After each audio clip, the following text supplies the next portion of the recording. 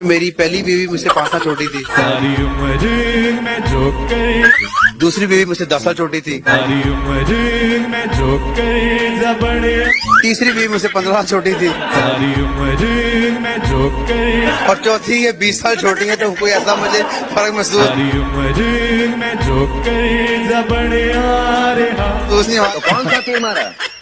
ऐसा कौन सा एहसान किया दुनिया पर पैदा होकर? आपकी एज कितनी है? 30, और इनकी 50। बड़ी उम्र के शख्स से शादी करने की वजह क्या थी? ये मुझे पसंद आ गया, तो बस जहाँ पे दिल आ जाए तो उससे बढ़ के कुछ। पत्रकार साहब भी अजीब सवाल करते हैं। इसमें कोई दिक्कत ही नहीं है, तो 30 और 50 में भी चल ही जाएगा। स्वागत है दोस्तों एक और न्यू वीडियो रिएक्शन में। दोस्तों बता दूं कि पाकिस्तान के एक बंदे जो दुबई में जॉब करे, तो उनका माइंडसेट क्या है मोदी जी के बारे में और इंडिया के बारे में, चलते हैं देखते हैं। थोड़ी गरीबी है इस एरिया में, लोग इस जानूंगा क्या करते हैं क्या नहीं करते हैं, कितने पढ़े लिखे हैं। आइए, क्या नाम है आपका? भैया हमारा नाम आलम है। आलम है। और ये लोग कौन है बच्चे लोग? जी ये सब मेरे 12 भाई बहन हैं और कुछ अंदर भी खाना पीना खा रहे हैं। ये सारे आपके भाई बहन हैं? हाँ। पिताश्री क्या करते हैं आपके? पिताश्री यही करते हैं। इतने सारे भाई बहन, मतलब सरकार तो कहती है कि 2 बच्चे अच्छे हैं। जी सरकार बिल्कुल सही कहती है, 2 अच्छे हैं, 12 में से 2 तो अच्छे निकलेंगे। सही बात है, कम से कम 2, एक कुरान और एक कसाब बन ही जाएंगे। भाई सलमान खान की शाहरुख खान? भाई माने तो सलमान खान हो, नहीं शाहरुख खान हो, हिंदू यार। बस ऐसे ही हिंदू भाइयों की जरूरत है, उसके बाद उर्दू वर्ड को पहचानने वाला कोई होगा ही नहीं।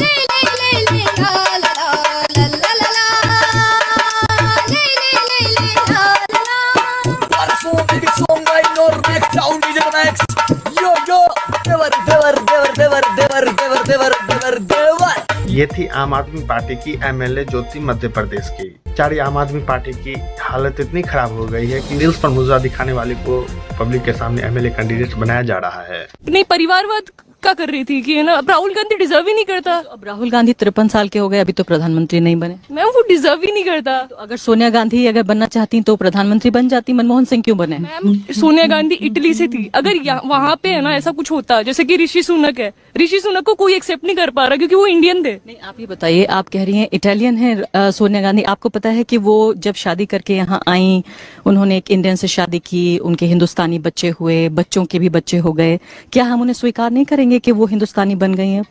हम स्वीकार करेंगे, पर देश को हम किसी बार डांसर के हाथ में नहीं दे सकते। बेचारी आरफा खान को सोनिया गांधी, राहुल गांधी और को महान दिखाने और महान बताने के लिए कोशिश करती रही, बट एंड में बार डांसर शब्द का नाम नहीं सुन लिया, तब तक वो शांत नहीं बैठी। देखो देखो देखो पप्पू क्या बोल रहा है। 20,000 करोड़ रुपया दिल्ली की सरकार ने रखा, 10,000 करोड़ रुपया स्टेट की सरकार डालती है और 5,000 करोड़ रुपए हमारा किसान डालता है। हो गए 35,000 रुपए, हो गए 35,000 रुपए।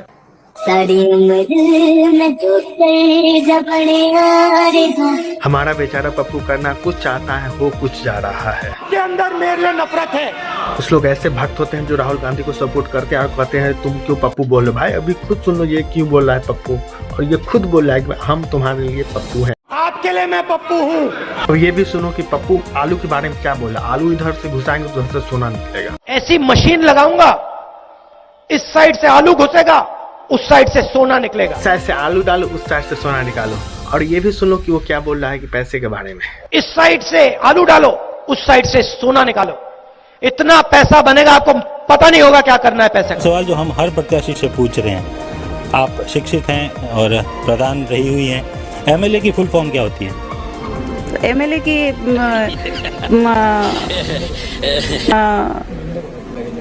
Member of parliament. क्या बोला तूने? Member of parliament. खत्म। देखो इसमें मजाक बनाने वाली बातें हैं, ये अक्सर लोगों को पता नहीं होता है एमएलए का फुल फॉर्म क्या होता है। लेकिन भाई समस्या तब होती है जब आप खुद ही जाओ इलेक्शन लड़ने के लिए एमएलए का, और आप ही को एमएलए का फुल फॉर्म पता ना हो। देखो भाई, एमएलए का फुल फॉर्म होता है विधानसभा का सदस्य, मेंबर ऑफ लेजिस्लेटिव असेंबली।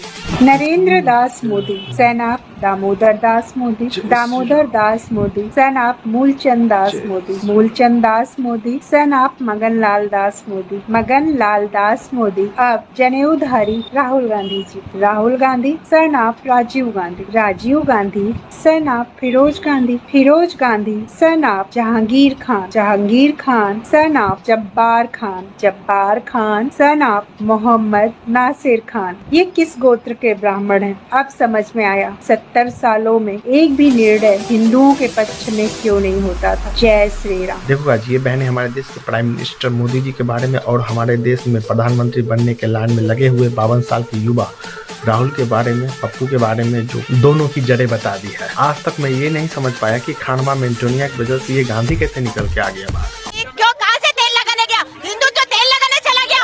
आज ऐसा व्यक्ति ये बोलता है हिंदू तो तेल लगाने गया। हिंदू के नाम पे धब्बा हो तुम। प्रत्येक नागरिक एक हिंदू के मन में आज खून खोल उठता है हमारा। हमारे यहाँ पे कन्हैयालाल हत्याकांड हुआ है, वो हत्याकांड किसी और के साथ हो सकता था।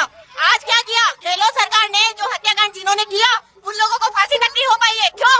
किसके राज में? दुष्कर्म के मामलों में राजस्थान नंबर 1 पे आता है और अभी भी नंबर 1 पे ही बना हुआ है। अगर गहलोत ने अगर इतना काम किया होता तो कहीं ना कहीं तो तारीफ होती। आखिरकार ये मैडम ने बता ही दिया कि राजस्थान में क्या हालात है इस समय, कैसे आए दिन मजहबी पत्थर बरसाते हैं और कैसे आए दिन मजहबियों के द्वारा रेप केसेस की न्यूज सामने आती रहती है। उसके बाद आए दिन वो लोग सेफ रहते हैं। उसके बाद ये प्रशासन कोई भी कार्य नहीं उठाते रहता है, क्योंकि वो लोग डरता है कि उसका वोट बैंक कहीं नाराज न हो जाए। बाकी क्या देखते हैं कि इस 5 साल की घटनाओं के बाद राजस्थान के पब्लिक लोग इस घटना से कुछ सीखा या नहीं।